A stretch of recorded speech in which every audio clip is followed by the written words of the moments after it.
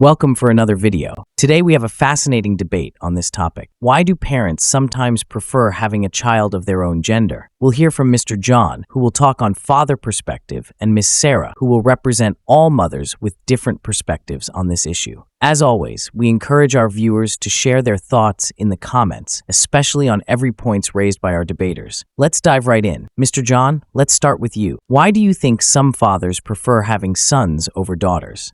Thank you, moderator. I think the preference many fathers have for sons comes down to a few key factors. The first factor is relatability. As a father, I can easily see myself in a son, understanding his challenges as a boy, how he'll grow into a man, and the kinds of issues he'll face. There's a natural desire to guide him through the same stages I went through in life. The second factor is shared interests. Fathers often share hobbies or activities that are traditionally associated with boys, like sports, outdoor activities, or even fixing things around the house. It's easier to envision spending quality time with a son doing these activities, which may feel less natural with a daughter. My third point is legacy and tradition. In many cultures, there's a belief that sons carry on the family name, legacy, or even the business. It's ingrained in us that fathers raise their sons to continue the family line, making it an instinctual desire for many men. In short, it's about connection, interests, and carrying forward a tradition that leads many fathers to feel a stronger pull toward having a son. Thank you, Mr. John. I like your interesting points about relatability, shared interests, and the idea of passing on a legacy. Now, let's turn to Miss Sarah. Why do you think some mothers prefer having daughters?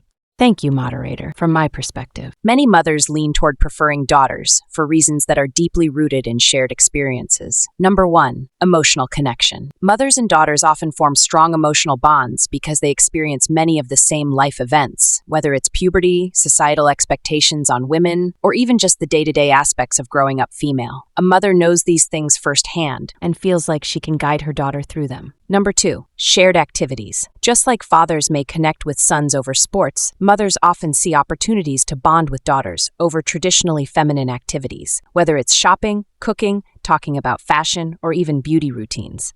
These activities foster a sense of companionship. My third point is cultural expectations. In many cultures, daughters are often seen as being more emotionally close to their mothers throughout their lives, helping them in older age and maintaining strong family connections. There's a sense that daughters will always be close to their mothers, in a way that sons might not be. So in essence, I think the preference for daughters comes down to emotional closeness and the shared journey of womanhood that mothers feel more equipped to navigate.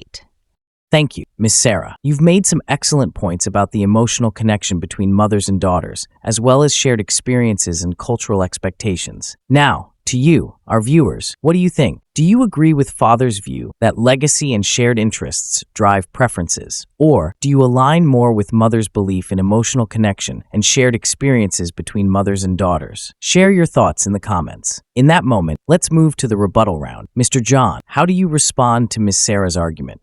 I understand where Sarah is coming from, and I respect the strong emotional bonds between mothers and daughters, but I think those same types of bonds can exist between fathers and sons as well. 1. Shared struggles. Fathers feel uniquely equipped to help their sons navigate male-specific challenges. From the pressures of masculinity to learning how to handle relationships, a father believes he's in a strong position to pass on advice because he's lived through it. Another one is activities evolving. While Sarah mentioned bonding over traditionally feminine activities like cooking, shopping, or fashion, I'd argue that activities once seen as gender-specific are no longer so. Fathers today can connect with daughters over things like video games, DIY projects, or even science-related interests. I think fathers naturally lean towards sons because they believe there's more common ground, but this gap is closing. That being said, I still think there's an undeniable connection when you see your child as a younger version of yourself, which is why fathers often prefer sons. Thank you, Mr. John. Sarah, your thoughts on that? Well, Mr. John makes some good points about how roles and activities are evolving, and I agree that parents today are more open-minded about bonding in different ways. However, I think there are a few things that need to be addressed. 1. Emotional intelligence. Mothers in particular often feel that they can help their daughters develop emotional intelligence in a way that fathers might not feel comfortable doing with their sons. Daughters often open up more emotionally to their mothers, which leads to a deeper bond over time. That emotional openness isn't as common between fathers and sons, where societal expectations often push men to be more stoic. The second point is lifelong bond. While fathers might focus on shared activities with their sons, the emotional closeness between mothers and daughters is often seen as lasting through life stages. It's not just about the younger years. It's about knowing your daughter will be there for both father and mother when they grow old, understanding your struggles in ways a son might not. So while I see John's point about activities evolving, I think the emotional depth between mothers and daughters remains unique and often makes mothers prefer having daughters.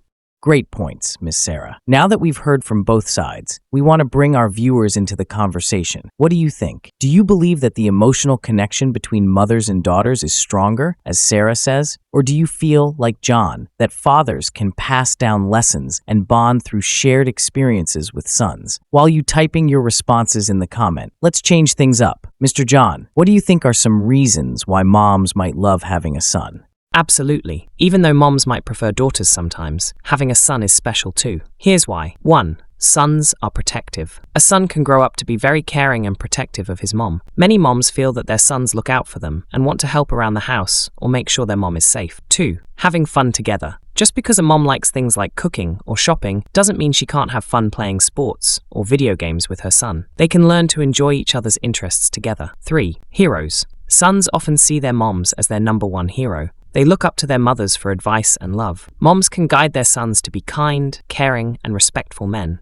Thank you, Mr. John. Now, Miss Sarah, can you tell us why fathers can benefit from having a daughter? Of course, even though some dads think they'll be closer to sons, but having a daughter is very special too. Here's why. Daughters bring out a dad's soft side. Dads often become softer and more gentle when they have a daughter. Daughters teach dads how to be more patient and caring, which is wonderful for dads. Secondly, having fun. Just like sons and moms, dads and daughters can bond over lots of fun activities. Dads can teach their daughters how to play sports, fix things, or even go on fun adventures like hiking or biking. Daughters often look up to their dads like superheroes. Lastly, daughters make dads proud. Fathers often feel incredibly proud of their daughters when they grow up to be strong and independent. Dads want to help their daughters achieve big things, and it fills them with joy when their little girl becomes someone they admire.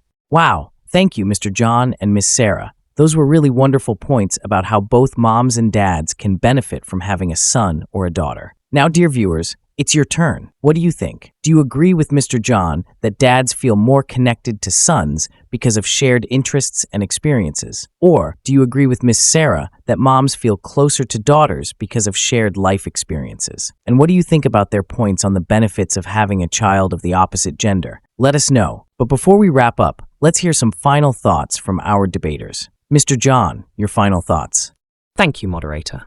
I believe that the preference fathers often have for sons comes down to a sense of shared experience, tradition, and legacy. While the roles of mothers and fathers are evolving, there is still something instinctive about fathers wanting to guide their sons through life's unique male challenges. At the end of the day, it's not just about tradition, but about fathers seeing their sons as an extension of themselves and wanting to be there for them in ways they understand best.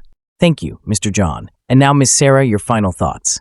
Thank you, moderator. I think many mothers naturally gravitate toward wanting daughters because of the emotional closeness and shared experiences that come with being a woman. We want to guide our daughters through the same experiences we've had, and we see that bond lasting a lifetime. While times are changing, the mother-daughter bond remains one of the strongest and most unique relationships. Thank you both for your compelling arguments. Now to our viewers, what's your take? Are these parental preferences justified, or do you believe they're outdated? Share your thoughts, and don't forget to subscribe for another lively debate. Thank you, and have a great day.